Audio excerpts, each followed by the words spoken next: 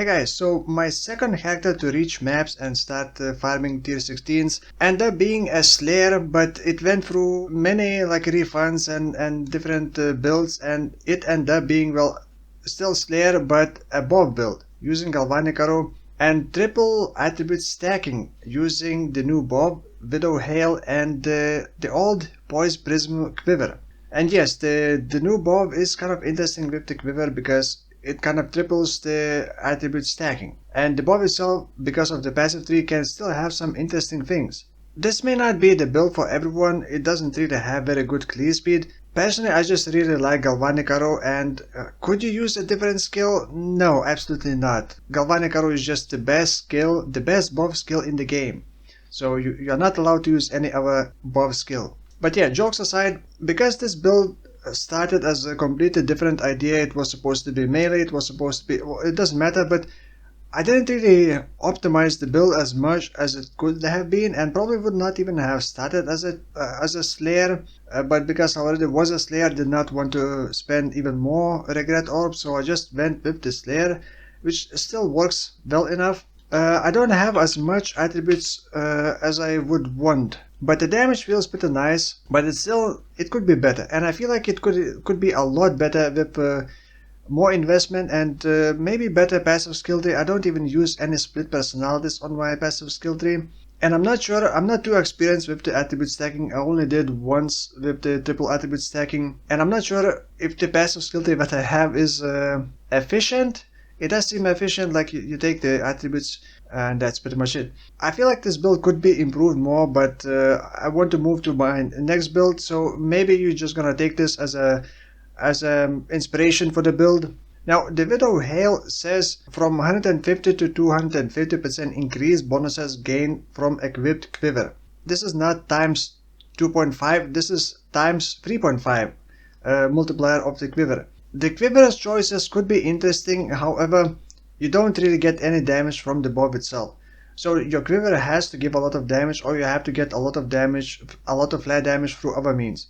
The triple attribute stacking works extremely well, especially early on, because you can get a lot of attributes very easily by putting on Astramentis, the Cyclopean Coil, then even the Heup of all works really well. It's hard to actually find a better ring. The Fractal ports that I'm using as well. The Attribute Master gives 1% increased damage per 5 of the lowest attribute, and then you get the similar modifier on the Cyclopean Coil, 1% increased damage per 5 of your lowest attribute, so essentially 2% increased damage per 5 of your lowest attribute in total. So you want to raise all attributes, you want all of them to be close to each other, but because of the Fractal ports, you want the dexterity to be the highest, then strength, and then intelligence. Intelligence also gives flat life in this case. So you don't necessarily need to get as many life nodes. If you can stack enough intelligence, you still want some percentage life. But you also get big critical multiplier if your dexterity is higher than intelligence. And then 15% increased dexterity if strength is higher than intelligence. That's why you want dexterity to be the higher than strength, and then strength to be the higher than int. But you still want intelligence as well. The overall DPS, I feel like it's lacking maybe 500k DPS for it to feel decent. I am also using some of the things that I didn't expect to be using. I am using the new Bloodnotch jewel, which 57% of the damage taken from stunning hits is recovered as life. So I'm not really building around a low stun threshold, but because I don't really have determination, I don't have physical mitigation essentially. And I think this works better on builds that don't have armor. Basically, physical hits are more likely to stun you, unless it doesn't work for players the way it is against monsters. So whenever I get hit really hard, I immediately recover 57% of that damage as life. The playstyle feels kind of weird. Very often it feels like I'm not really taking much damage, if anything at all. Also, I have life on hit, I have Slayer's Overleech. Whenever I get straight up one-shotted, then I realized that yeah, I was actually taking a lot of damage, but because of this Bloodnotch jewel, I didn't really feel like I was taking a lot of damage. But I think the jewel is making the build feel a lot better than it actually is. So it's kind of, well, I guess it is decent for mapping. For mapping it worked pretty well. All the way until I entered red tier maps, it was absolutely breeze, killing all the enemies very easily. The clear speed is not too amazing because it does not have big coverage. I'm not using Vengeance Cascade because the way Galvanic Arrow works, and this is with the barrage support, each arrow, when you add barrage support to the Galvanic Arrow, each arrow also produces a cone. So essentially, when you see the DPS in Path of Building, you double this DPS. It says 1.7 million in here. Well, actually, I'm gonna have to import this because I don't have all the jewels like that. It's probably gonna be like 1.4 million DPS. You basically double that because you also add the damage from cone. Like, you could add Vengeance Cascade, but I'm also using a Point Blank. I'm not entirely sure if that's good or not. I am also automating 2 other bow attacks with the Manaforged Arrow. Turns out there's a trick that I didn't realize. If you add life tap, you're pretty much always gonna trigger Manaforged. How do I say this? A bow attack that is linked to Manaforged will always trigger whenever you use a skill that costs any amount of mana. Essentially, it is treated as costing 0 mana. So any skill that costs more than like 3 mana, or I guess maybe even more than 1 mana, is gonna trigger the skill. So technically, you could automate and add even like more DPS if you got the room by linking it to the life tap.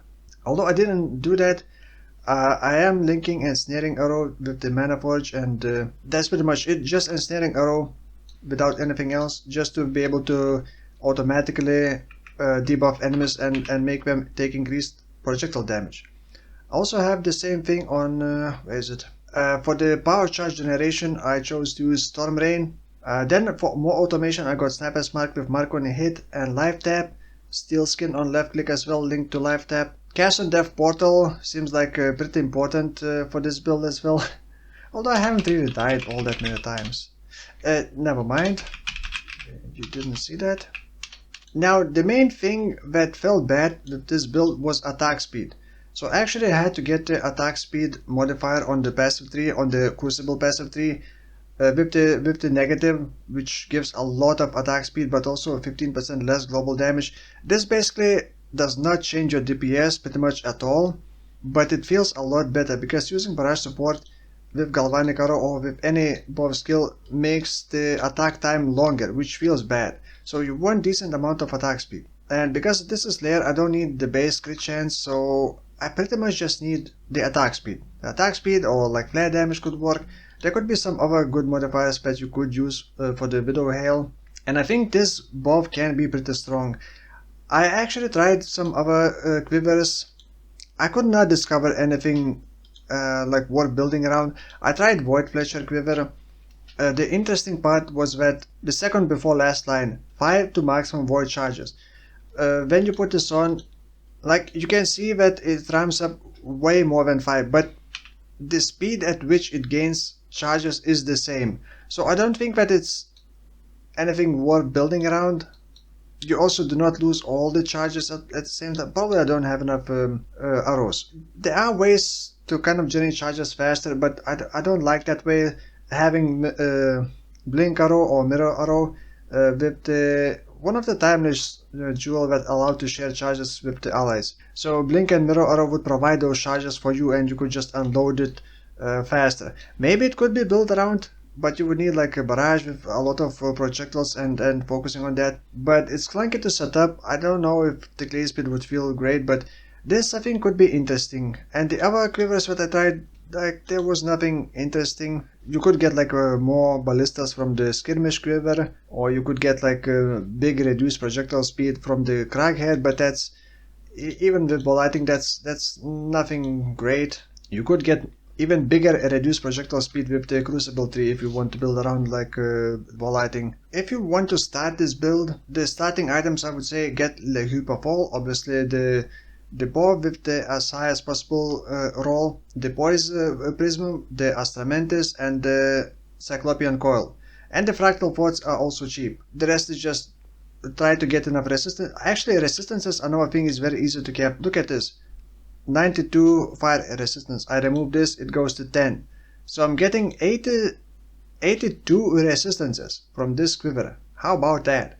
So it's very easy to cap your resistances with this. So the itemization is also pretty simple, I would say, because you don't need to worry as much about your resistances. So you just try to get like spell suppression. This is like 95% spell suppression, but with the flask. So it's not a perfect setup. Yeah, 95%. And this is level 91. If you push it for higher level, you could optimize a bit more. Watch your side for precision to be able to generate charges faster. I also got the charge generation on body armor as well, and there's also mastery, 25% chance to gain flash charge when you deal critical strike. I would also probably take that because it feels better when you can sustain your flash charges. And this is not really like a bossing build, this is just like a decent tier 16 farming build. But overall I was actually surprised, but I was even able to face tank a lot of stuff that I did not expect to be able to face tank, but I think it's because of the Bloodnotch.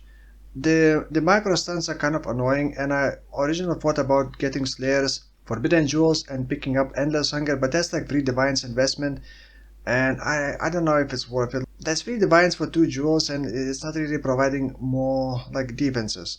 So yeah, I don't know about the passive skill tree, it looks kind of weird, but I don't know how I would plan it differently. I am taking Magebane because stacking Dexterity also means that I lose evasion from Dexterity stacking, but I still get like accuracy, and I just get a lot of spell suppression. So if you push this a bit higher and get a bit more Dexterity, you wouldn't even have problems with the capping spell suppression. I already started my next build. I thought about Spectral Wolves with the two-handed weapon, but in the end I went with the new SRS Crucible mod, which gives them Diamond Shrine, which makes them always crit, and Massive Shrine, which makes them bigger, have more AoE and more life. My next build is gonna be Crit Popcorn SRS. Basically minion instability that always crits, and partially ignite, but I will only be able to have 3 SRS, so I'm not sure how that's gonna feel. So the next video will probably be about my Crit Popcorn SRS. So for now, thank you for watching, and I'll see you in the next one. Bye bye.